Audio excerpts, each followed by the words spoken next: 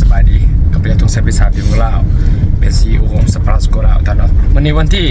15 เดือน 6 ปี2025ท่านวันนี้เขาออฟฟิศเนาะที่นครปักเซ่สปาร์สโกลาวเขาออฟฟิศวันนี้ประชุมวางแผนงานเนาะขับเคลื่อนองค์กรขับเคลื่อนกิจกรรมต่างๆภายในเดือน 6 ท่านของปี2025เนาะและเบื้องบรรยากาศทุกท่านวันนี้จะเป็นยังไงตามชมกันเลยอันนี้เป็นออฟฟิศของปาร์สโกลาวท่านเนาะทีมงานเราก็มาถ่ายเรียบร้อยแล้วแต่เบื้องบรรยากาศร่วมกันแล้วกัน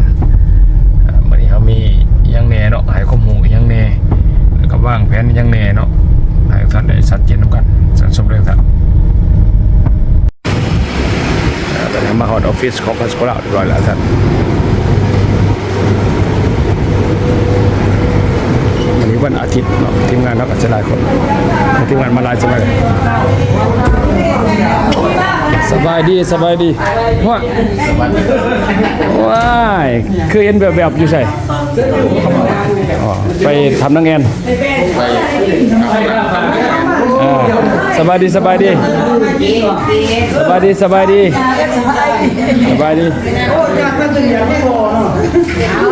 น้อยจึงเวียดเด้น้อขากลายยังวะน้อยจึงเวียดเด้น้อยจึงลาวคงเดือกได้มาแล้วอย่านั้นเรากำความลับของเธอไว้นะรู้นะ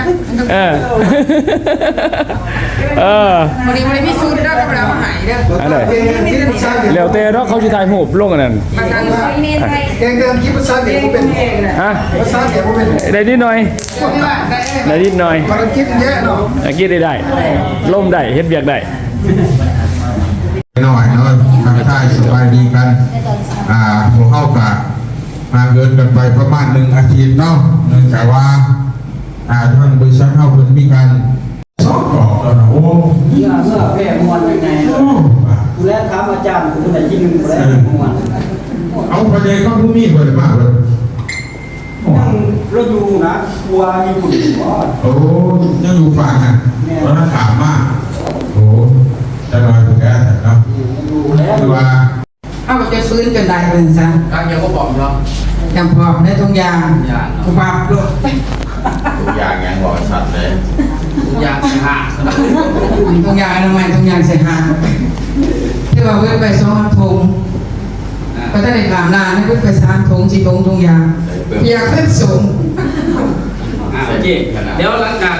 ผ่านไปแล้วเนาะวันนี้ที่พักไปใหญ่ที่พักไปหมดเป็นบรรยากาศจากเล่าไปห้ามไปใหญ่โอ้ที่พักก็ได้ยินนะก่อนมาตอนก็ยังมีเป็นสั้นดีดูแลอลังการของน้ำเข้าสั่งของนอนให้ผมจัดเดี๋ยวของน้ำเจ้าของความดูแลศึกษาแต่ว่าภูมิใจตัวของนอนเขาเกิดดีลบเซ็นเซอร์วะเนาะแอนของหนวดก็มีคือว่าเดไปเมืองที่ว่าจากอุปสรรคของตนไปเห็นแล้วก็ในจุดนั้นก็แตกต่างอยู่เลยแตกต่างเนาะว่าเขาเลยไปหอดเขาเลยมีความสุขเลยเขาเลยไปคือว่ามันดีคือว่าเขาตอนเขาไปย่างดีพลังงานเรานะตัวหาก็ที่ว่าเรื่องตัวหาดื้อของกินเดี๋ยวมือแหลกของกินมือแหลกของกินมือแหลกมาก็อย่างว่าแต่ข้าวอยู่เขากินตัวมือแหลกนะแต่ว่าเขามันเมาเลยที่เขากินอะไรมันเพี้ยค่ะกินเวลาเขากระตุ้นครับเนี่ยย่างดีก็ทุกอย่างแต่ว่าโตเขาเองมันหักเป็นยังเขากับปืนจนได้เป็นซะเดี๋ยวผ่านเนาะทุกทีเนาะเดี๋ยวเราจะนำไปเที่ยวครับหลังจากสวัสดีครับทุกคนเสร็จเราหย่อได้หนึ่งเนาะการไปเที่ยวเวียดนามปีนี้จะได้เสื้อใหญ่หวานมากแต่เวียดนามมันตัวใหญ่กว่าเขามีประสบการณ์เนาะในดูวิทย์ใหม่ความเสียงเลยเ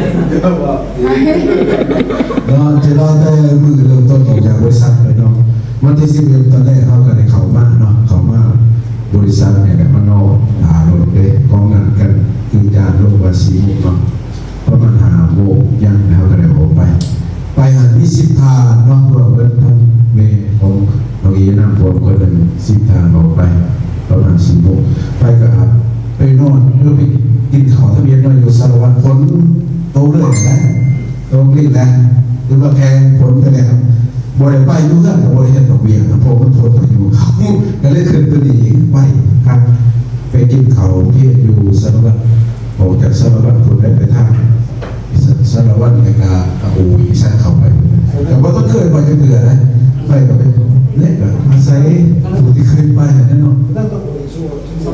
สมุยเขาท่านสมุย พานโดยจังหวัด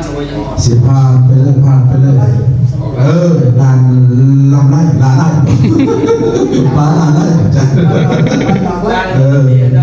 สตีวารัน ไปเขาโมงหน้าเขาเนี่ยก็พ้นโต๊ะเลยนะเนี่ยลำบากอยู่ทั้งใส่เด็ดท่าวันนี้ก็ลงแกอีสันแกทานี้หันแกสวยจะรวยขับรถกันต้นนั้นก็ร้ายแกแต่ล่าเขาไปเวียดนามเขาไปนั่นกันพวกคนงานลำบากร้ายส่วนนั้นมันก็โต๊ะเองไปห้องก็เขาประเทศเวียดนามพาผู้ไปแค่สิบวันเท่าไรเข้าก่อนก็เคยไปสำเนื้อเนาะเปิดว่าผู้มันเหี่ยวเจอหันแหงตลาดไปทางซุปเปอร์รถเขาว่า9 โลเมตร90 กว่ากิโลเมตรนะ90 กว่ากิโลเมตรรวมเบิดเป็นหัวพาผู้ขึ้นผู้ทางนั้นหมายว่าแต่ว่าดีบ้านเขาหนทางเด้อขับกูบ้านเฮามันเป็นมาอยู่เขาเห็นเขาเอาใจใส่บุรวันนักษากันเลยไปมึงไปบ้านนอกบ้านหน้าหันบ้านพระส้นหันกะบ้านนอกกะบัวตั้งแต่เริ่มสิเขามุสิบูเนาะเขามาอยู่ในห้องแข่งเขามานอนมือแต่นัดกันเนี่ยเราประมาณจะโมงเย็น8 โมงสาวก็ไปมือสาวนั่งกันเลยเยี่ยมเครื่องการเกี่ยว ว่าเราเรื่องบรรยากาศเพื่อนเป็นยังไงเนาะนำกันไปจนหมดโจอ่ะ สบายดีข้าพเจ้ากับสิมาเราเนาะกับที่ท่านก็เพิ่นนั่นแหละเพิ่นเล่ามากแต่ว่าข้าพเจ้าเก็บมาเป็นความรู้ที่ว่าข้าพเจ้าจะมาบอกกับสมาชิกข้าพเจ้านะคะคือว่าสิเอามาเป็นบทเรียนนะคะขอตอนเป็นบทเรียนไปในครั้งนี้เนาะข้าพเจ้านี่เคยไปครั้งที่3การย่างเฮงเชียวกับครั้งที่1ที่2เพราะว่าข้าพเจ้าไปครั้งที่1ไปหอดกับขี่กระเช้าโลกนะแต่ว่าไปครั้งนี้มันแตกต่างกันหลายวันว่าไปยืนเรียงแถวเขาคิ้วเขาเป็นระเบียบที่สุดเลยเรียงแถวเขาคิ้วนี่เป็นโบราณราชินีย่างบาดกามิแต่โตที่โตเลยคนเป็นพันๆถามว่าสวนสัตว์สปาริเบิร์นตัวนี้เป็นครึ่งหนึ่งสวนสัตว์สปาริเบิร์น2 ทบเท่านี้ครึ่งหนึ่งเท่าผ่าบอลไปที่ครึ่งหนึ่ง ไปที่ของเรา บาในหิวตอนไปน้องขาพระเจ้านี่ครับเมารถคล้ายๆกับเปียกที่กันกับสุ่มนั่นแหละเพราะว่าตอนไปตอนเช้าเขามือมันที่12ไปกินเขาอยู่สารวันเนาะข้าพเจ้านี่เป็นบ่อในพวกมือซื้อเนาะข้าพเจ้านี่บุกินงัวเลยเป็นยังเป็นสั่งเขา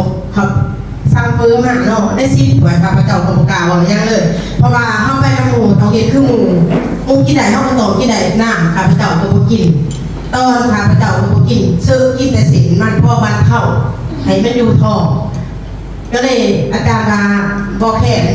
กระวดเรากับเห็นตามหมูกินแต่สินมันนำไปกินโบราณตอนเช้าไปก็เลยไปเป็นวิทย์เป็นหมอกอยู่รถกระโบป่าเยอะหลอก2วันนี้มือต่อมาเนาะขึ้นสิไปเที่ยวสิไปขึ้นกระเช้าเนาะมารีวิวล่อถาเดินเข้าไปล่อถางานโตคิวแบบเดียวเขา บางคนไปใจายเงินไปก็ได้เงิน1 ล้านไปบ่หลายดอกคือมื้อนี้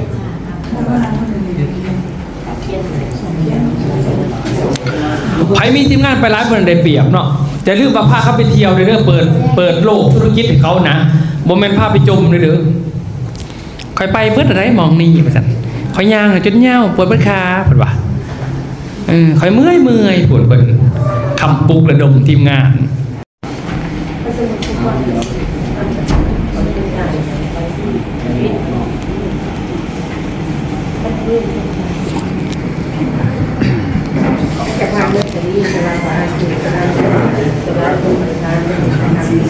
เดี๋ยว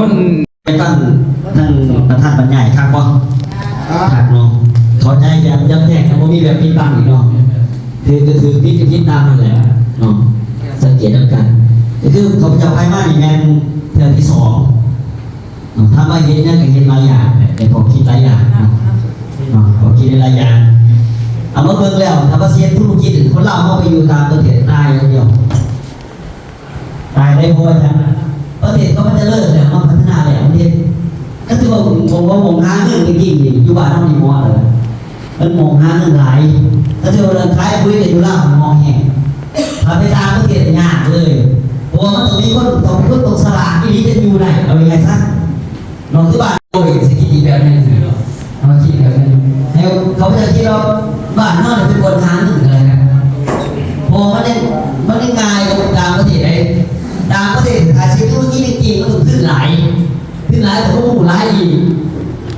ผมว่าเบิ่งแล้วเมืองไทยไม่ง่ายที่จะเล่าแล้วก็ไทยไม่ได้ยากเล่าพอมาคนเกี่ยวได้3-4ประเทศจะถึงง่ายไงแต่ถ้าเป็นเวียดนามเบิ่งที่สี่นะพื้นที่กันนะคนก็บอกยากคือบ้านอะไรบ้านเราไปหาในหมู่ทางคาเฟ่กันไหนจะยิงเขาเนาะไปตามประเทศคนใดเลยคนมีเงินจะตายอย่างเดียวเขาจะประสนอะไรจะประสนคือบ้านเราเพราะฉะนั้นถ้าว่าเสียทุกที่แบบว่าเห็นอีกเป็นบ้านเราเหมาะแล้วเหมาะที่จะเห็นแล้วน้องเขาไปสมัครไปหาพอหาแม่ใดมันจะการแพทย์ใดขายของใดบอกใดวิ่งคนใดส่วนคนใดคือว่าง่ายเราเขาว่าเบิ่งยังไงที่เขาเอาที่เขาที่เจอรับแบบนักธุรกิจจริงเขาเห็นอีหลีเขาบอกแต่ทำจริงถึงลายมาสารมีอะไรคนอย่างมีใครอยู่เวียดนามมีมั้งเมื่อก่อนสมัยจะกลายมาต่อไม้คนหนึ่งคนธรรมดาไม่ได้ไปอาเซียนหมดเลยโอเคโดยแต่เขามีบอลหลอนเนาะนี่ขายบอลหลอนเราเมื่อก่อนด้วยกันที่มีคนไทยมาเล่าได้ที่ไปเวียดนามได้ที่ไปได้ได้มันต้องใส่เส้นลายโอเคสมควรอะไรโอเคสมควร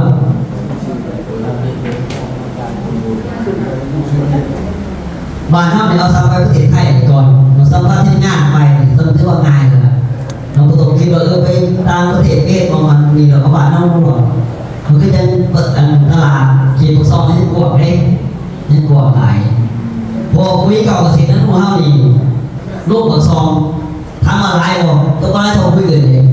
พอมันมีหลายหน่วยบริษัทที่เขากับซองอย่างเดียวเพราะฉะนั้นมีโอกาสที่จะหลายที่สุดจะหลายที่สุดเวลาเห็นธุรกิจหรือค้าขายต่างๆหลายมันถึงต้องที่ไหนอีกวันนี้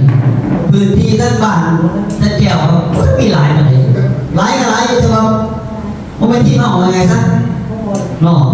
แต่ว่าที่ใส่ปุ้ยมันมีหลายเลยแหละแล้วเขาไปปุ้ยกับสองที่เลือกสีแดงมันมีหลายเลยไปด้วยแก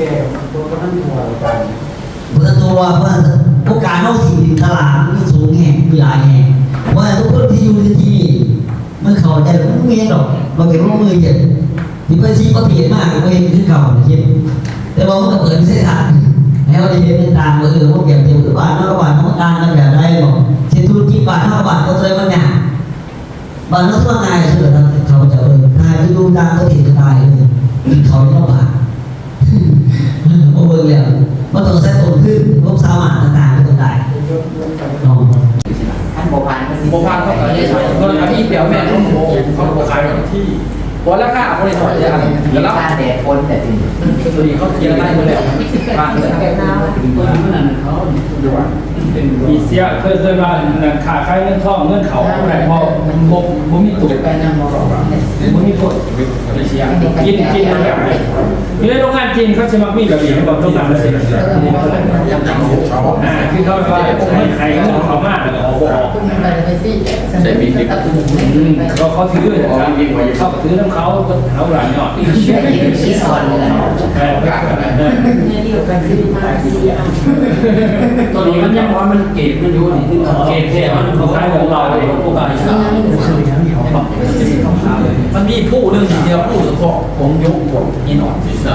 ผู้ยวน มีอะไรบริการ ก็ได้อยู่ ใครมาแล้วเขาไม่ใช่หรอก วันนี้ยูหันมันไปธุรกิจภายในหนึ่งมันเป็นของขวัญผู้ดินนอนของเขาส่วนหนึ่งของคนส่วนหนึ่งของคนเขาราคาเขา ลองก่อนดีกว่า ของงาม เคยไปคอยดูการสมศิษย์ ที่เฮ็ดไปที่รุมพระยาพายมากกับเขาป้อนเขาสุขลาบแล้วแต่ไม่ซื้อหรอ การดูวัดอันนั้นก็สลับ ก็โอ๊ตดูนี่วะนี่ตึ้งวะแม่นี่จะเป็นคนดินตึ้ง นี่ดีตัว แต่ว่านี่ยูดานังนี่จะมีองค์แบบนี้แต่ว่ายูในขั้นว่ามันเป็นประโยชน์ วงแบบนี้แหละเขาขาวสิแหละแต่มันน้อยซัมเบอร์พุ่งหมดเลยเขาไปถามเรียกไปข้อก่อนว่าท่านมาแบบบ้านหลอกหนาเราได้ว่าท่านในปีสำนักงานของจีนของบริษัทคือของเซ่แล้วตัวแบบจิมาของซาคนไปแพทย์แล้วก็ซื้อแพทย์แล้วก็ซื้อนะเพราะมันซื้อแบบขั้นแบบของปันซื้อแบบนี้คือก็ไปยินบอหรือว่านั่นยกหรือว่าอย่างก็ยากเลยนะพูดอันนี้บอทั้งว่ายินแกสลับที่ก่อนแพทย์เรื่องโอ้ไปถ้าบอกเมื่อกี้เขาเราไปเราว่าเรื่องการค้าที่พี่บอกเลยมันโตเลยเนี่ยโตการค้าโตการไทยเกี่ยวกับดินเจอคนดินเดี๋ยวถามไอ้ซุ่มยี่ราคาเท่าไหร่ไอ้ซุ่มเลยบอกว่าอะไรถึงตอนนี้ซุ่มเนาะไปเป็นตะมวนหน้าเว้นก็จะขายมันสอดดีๆเว้ยไปมันนั่นก็คือว่าง่ามอยู่นะ อันนั้นโตเขาเนี่ยโตสลิปไปไพ่เนี่ยเราอย่างแบบเขาจะมาแบบสารเอาไปว่าเขาดีเนาะ เขาเห็ดขาดดีโฆษณามันก็ขาดเลยเห็นเบาดีโฆษณาก็ติดใจเลย โอ้พอก็นอนดีด้วยมันก็ดีตัวโบนมันมีไพ่ได้ขึ้นเนี่ย เป็นแบบเบาเลยเนาะเป็นแบบเย็นแบบเบา เย็นมันแบบเย็นมันนุ่มๆนะความมันอะไรกันนุ่ม ที่แต่แปะถูกซอยอย่างนี้แค่สุดเลย เพราะว่าเวลาเราความรู้สึกมันนุ่มคือมันดึงเขาเป็นในความฟันเลยก็เห็นตัวมันเป็นอะไรอย่างนี้โชว์สีสอนเลยนะสอนเรื่องมันก็นั้นดีมั้ยเขาจะโหงแล้วโหงฟองยินอ่อนสิร่วงนั่นอะไรอีกบ้างนี่ว่าจะร่มเรื่องอะไรวงตีครับยังประมาณนั้นยังไม่ครับฝากเลยครับ ไปในขนาดนั้นฝากนะเฮ้ยไปหอดเจ้าพระเด็ดพวงเลยไอ้สมุนก็ยังจะเอาอีกคือเราไปทุกคนเป็นซี่ตอนไปนะตอนไปก็จะให้เสียงหอตอนไปทุกคนเป็นซี่คือว่าคือเนาะอะไรตามยางไม่ได้สมุนเนาะตัวเบาตัวบางไปดื่มมาพ้นอุปกรณ์อะไรน้องหลังโอ้ยคนนั้นเมารถจนแบบคนหลังไปที่ไปสอนคนนั้นคนนั้นดูเรียวหนาวอ๋อเป็นดูเรียวหนาวเฮ้ยครู นี่ทำพี่ชมดอกกุหลาบนะครับตัว ตื่นง่ายดูเป็นกระเท่าสิบ้าเขาบอกกวางว่าสูงไม่นั้นไม่นั้นใช่ไหมโอเคเนี่ยอาจจะปีหน้าไปกันว่าเชียงใส่ข้าวมันเป็นตัวเล็กๆเนาะเนาะน้ำมันสายเหรอเด็กสายเพราะว่าหางกันมากก็เคยจงออกพี่จะแก้ใส่มาสิบเดือนรอบหนึ่งหรอไงแก้ใส่มาสิบเดือนก็พี่อยู่ไหนตัวเล็กไงผู้ใดเดี๋ยวสู้สู้มันที่สายนั่นเบิ่งตามนี้ได้เลยเลยเนาะในงานเนี่ยเป็นที่เซฟเขาเริ่ม7 โมงหมายถึงว่าโมงนี่แม่นอันนั้นทำพิธีแม่นขั้นเขาเป็นพิธีอยู่เขาเป็นในอยู่เพราะว่าส่วนตัวนี้เขาบ่มีโซ่เด้ผมไปย้ำเลยนะเพราะว่าเมื่อคีย์บอร์ดที่อาจารย์ตอนมาเตรียมเมื่อคีย์บอร์ดใส่เสื้อตัวเก่าเป็นเรื่องชิ้นนั้นเลยเท่าไหร่นะเพราะว่าชิ้นนี้เป็นมือคีย์บอร์ดใส่ครับเสื้อนักห้องเป็นไม่เอาเพราะว่าเราใส่เสื้อได้ไหมนะสีแดงอย่างนี้เลยเอาไปเลยเสื้อเนี่ยเสือได้วันนี้เอาเบิร์กเอาดูงานเสื้อก็แบบมีหูมีห้องกุ้งได้ทรงลงอยู่ในกลุ่มตัวนี้ว่ายิ้มมาเสื้อเดี๋ยวจะส่งไปที่ตัวอื่นในพัฒนาแต่ว่าเสืออะไรจะได้กูเห็นแต่ว่ามันอยู่ในกลุ่มนี้เดียวเดี๋ยวเป็นเขามาตลอดนะช่วงคอนเสิร์ตในตอนแสงเขาเห็นมันจะเขาโอ้นะพอมาวันนี้คนสอนตื่นเห็นก็ขายพอจะไปเช็ดสินค้าตัวใดตัวหนึ่งจะมาขายตัวเองตื่นเก่งแบบนี้นะว่ารวยด้วยเห็นด้วยก่อนถ้าเราซื้อขายก็จะไม่ว่าให้เขาทางดีเนาะเขาทางเจ้าเก่งแท้นี่เจ้าเก่งแท้เนี่ยขายบะหมี่ก็ยังจะดีกว่าสับมาแล้วนะถ้าสีกำไรเพราะมันหนักนะนี่มันเป็นสีว่าจ้ะเช่นแบบว่าทาที่กุ๊บเจ้าไปเช็ดเอากลุ่มในบ้านเขาอย่างว่าเขามีการพนันกันเกิดขึ้นไหมเนาะจากแหละเอาสมมติว่าเขาไปเอาสมมติว่ามาเห็นอาจารย์สันติเห็นรถแล้วลงปืนตีขายจังสันจังสี่มีการบรรยายมีการซิดซ้อนต่างๆหัวอาจารย์นี่ครับมีใหญ่มากมีกลุ่มแบบว่ากลุ่มก็อัพไลน์ใหญ่เฮ้ยเดี๋ยวไปเอาปริมาเลยเดี๋ยวสิ ให้ตัวอยู่ในจุดนี้ให้เงินตัวนี้หรือว่าเขามีการแข่งกันหรือธุรกิจฝ่ายนำบ่จัก จะมีบอสแชท น่าจะมีทุกอย่างมันเป็นไปได้เบิด เนาะเลยว่าคือเนี้ยลงมาหาอาจารย์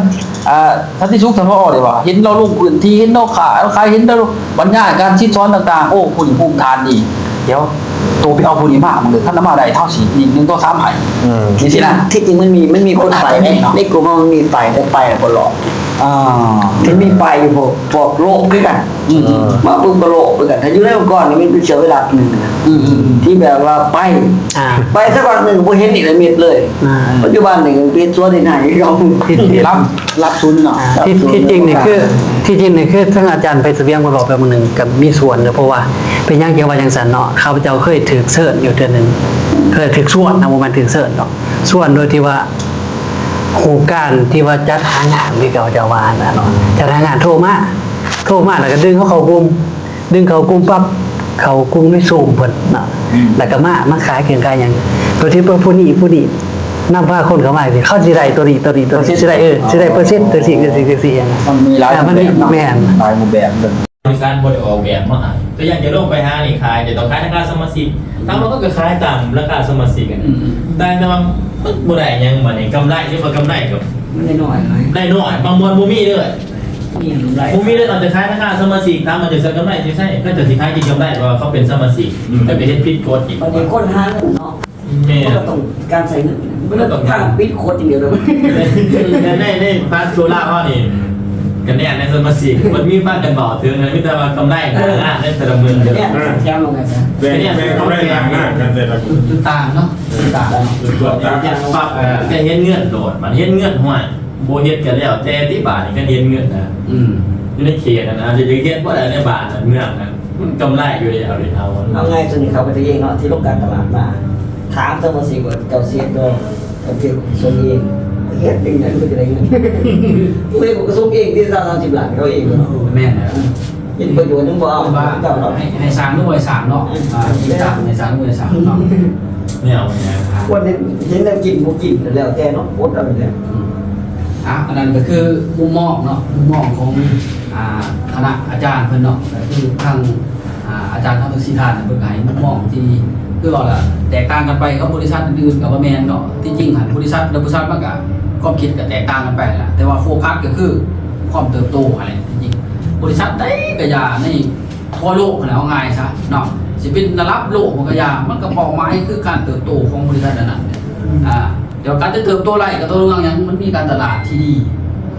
ในการตลาดมันมีอย่างไรในการตลาดตรงเบื้องต้นมีอย่างเนี่ยตึงตรงบริษัทที่มีพื้นฐานเนาะอันที่สองก็มีอย่างสินค้าที่สามารถจับอะไรไปได้จบไปได้เพื่อยังสุ่มนี่เพื่อยังเพื่อการต่อยอดระหว่างกลุ่มผู้บริโภคบริษัทวางธุรกิจแต่ว่าสื่อแล้วมันประทับใจก็จะสื่ออีกที2ประทับใจแล้วสื่ออีกที3แล้วมันจะคอยบอกต่อนั่นคือพื้นฐานที่ดีที่สุด